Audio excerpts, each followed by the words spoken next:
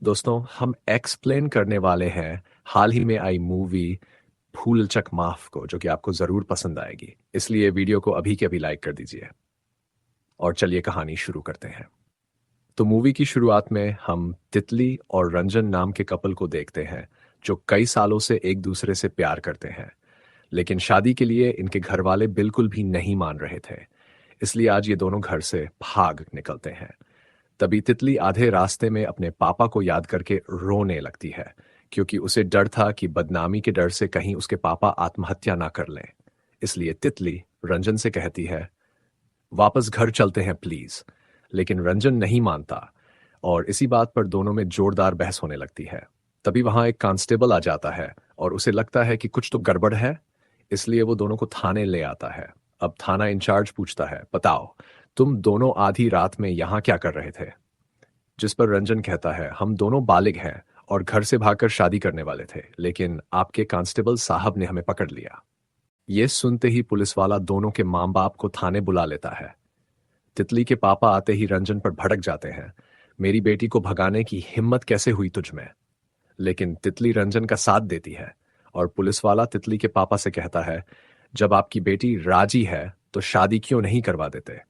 जिस पर तितली के पापा कहते हैं, ये लड़का कमाता नहीं है, मुझे तितली के लिए कोई सरकारी नौकरी वाला लड़का चाहिए, कोई एरा गैरा नहीं। इस पर रंजन के पापा और तितली के पापा में बहस छिड़ जाती है और हम समझ जाते हैं कि रंजन के पापा तो शादी के लिए तैयार हैं। अब तितली के पापा रंजन के सामने एक शर्त रखते हैं, अगर तुम 2 महीने में सरकारी नौकरी हासिल कर लो तो मैं तितली की शादी तुमसे करवा दूंगा, वरना तितली की शादी वहीं होगी जहां मैं तय करूंगा। यह सुनकर रंजन के तो होश ही उड़ जाते हैं, क्योंकि वो पहले से ही नौकरी की तैयारी कर रहा था, लेकिन अभी तक नौकरी लगी नहीं। अब 2 महीने में कैसे लगेगी? रंजन टेंशन में अपने पापा और मामा के साथ बैठा बैठा होता है, अब ये नौकरी कहां से लाऊं यार? तभी उसकी बहन कैरी आ जाती है और उसका मजाक उड़ाते हुए कहती है, इससे तो सरकारी नौकरी होने से रही। रंजन के पापा कहते हैं, मेरा बेटा उस लड़की से बहुत प्यार करता है, काश कोई इसकी मदद कर पाता। तभी कैरी कहती है, मेरी जान पहचान में एक लड़का है, मैं कल मिलवाती हूं। अगले दिन कैरी रंजन को सुशील नाम के लड़के से मिलवाती है, जो असल में उसका बॉयफ्रेंड था। सुशील कहता है, मैं भगवान दास नाम के आदमी को जानता हूं जो तेरी नौकरी पक्की लगवा देगा, उसके सरकारी विभागों में अच्छे कनेक्शंस हैं। रंजन को थोड़ी उम्मीद बंधती है और वो सुशील के साथ भगवान दास के पास जाता है। भगवान दास कहता है, तुम्हारी नौकरी लग जाएगी, लेकिन इसके लिए तुम्हें 1 लाख एडवांस देना होगा और बाकी 10 लाख काम हो जाने के बाद। यह सुनकर रंजन हैरान रह जाता है, मेरे पास तो इतने पैसे नहीं है भाई, कोई और तरीका बताइए ना। भगवान दास साफ कह देता है, पैसों का इंतजाम करो वरना कुछ नहीं हो सकता, अभी सिंचाई विभाग में भर्ती निकली है, तुम्हें वहीं सेट करवा सकता हूं। रंजन परेशान हो जाता है, अब 1 लाख इतनी जल्दी कहां से लाऊं यार? तभी वहां तितली आ जाती है और सब सुनकर वो भी परेशान हो जाती है। लेकिन कहीं ना कहीं उसे भरोसा था कि रंजन की नौकरी लग सकती है।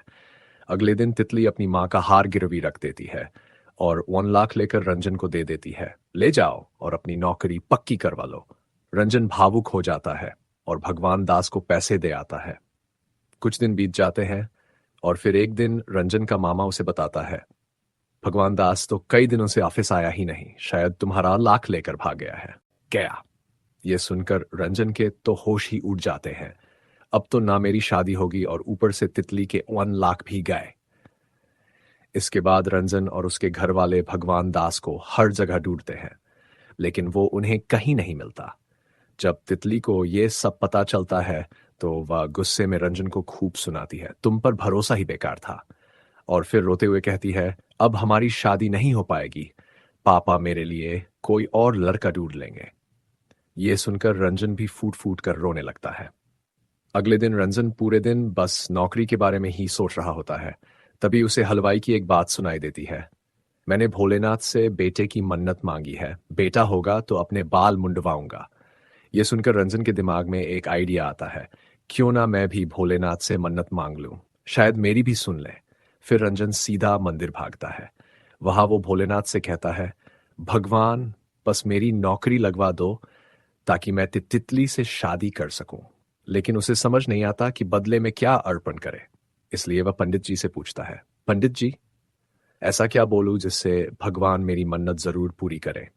पंडित जी कहते हैं, भोलेनाथ को बोलो कि मन्नत पूरी होने पर तुम कोई भी भला काम करोगे, बस सच्चे दिल से मांगो। रंजन वही करता है। अगले दिन वह उदास बैठा होता है क्योंकि तितली उससे बात नहीं कर रही थी। तभी उसका फोन बजता है। भगवान दास का फोन। भगवान दास कहता है, बधाई हो, तुम्हारी नौकरी सिंचाई विभाग में पक्की हो गई है। उसी के लिए मैं लखनऊ गया था। यह सुनकर रंजन खुशी से उछल पड़ता है। सच में मेरी नौकरी लग गई। उधर तितली के घर पर लड़के वाले आए होते हैं और लड़का बिजली विभाग में काम करता है। तभी तितली की बहन के पास रंजन का फोन आता है। तितली मेरा फोन नहीं उठा रही, उससे कहो कि मेरी सरकारी नौकरी लग गई है। जैसे ही तितली को यह बात पता चलती है, वो बिना कुछ सोचे समझे सामने बैठे लड़के को भगा देती है।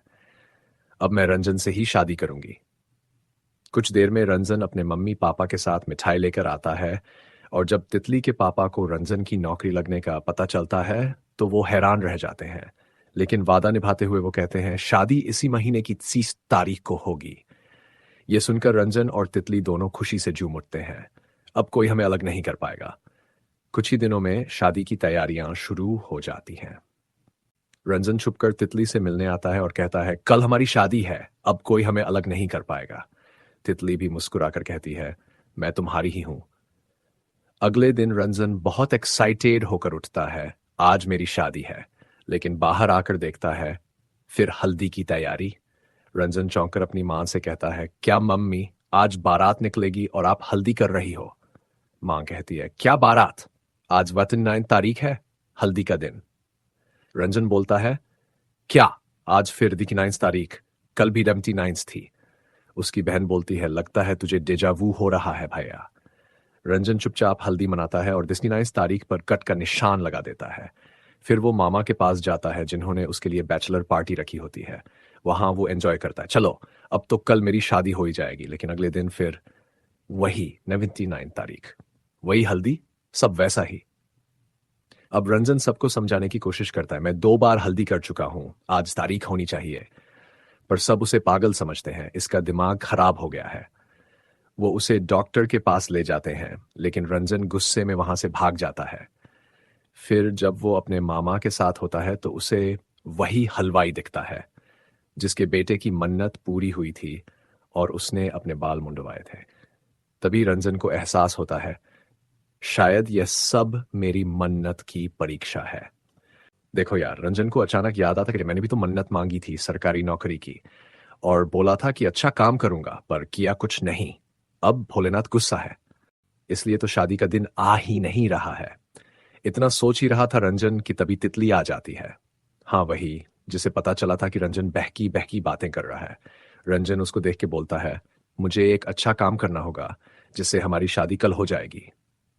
अब रंजन सोच में पड़ जाता है कि यार, वो अच्छा काम क्या हो सकता है। फिर उसको आइडिया आता है और वो जाकर एक गाय को गुड़ वाली रोटी खिला देता है। रात को सोते वक्त वो सोचता है, अब तो पक्का 30 तारीख आएगी और मेरी शादी होगी। लेकिन दोस्तों, अगली सुबह फिर वही 29 तारीख। अब रंजन डेली कुछ ना कुछ अच्छा करता है, कभी गरीबों में दान, कभी मदद, लेकिन कुछ भी फायदा नहीं। हर दिन वही 29 तारीख। अब तो जैसे रंजन 29 तारीख के लूप में फंस गया था। थक हार कर रंजन भागता है उसी पंडित जी के पास जिनसे मन्नत का तरीका सीखा था और बोलता है, पंडित जी, मेरी मन्नत अटक गई है, आधी पूरी हुई आधी नहीं, अब मैं क्या करूं। पंडित जी बोले, शायद तुमने किसी का दिल दुखाया है, अब सोचो किसका दिल दुखाया है। रंजन फिर जाता है सोने और अगली सुबह फिर वही 29 तारीख। लेकिन आज रंजन सबसे माफी मांगता है, किसी से बुरा व्यवहार नहीं करता। वो सोचता है शायद भोलेनाथ मान जाए, लेकिन नहीं। फिर वही तारीख। अब रंजन तंग आ गया था, एकदम गुस्से में ठेके पर गया, शराब पी और निकल पड़ा नदी की ओर मरने के लिए।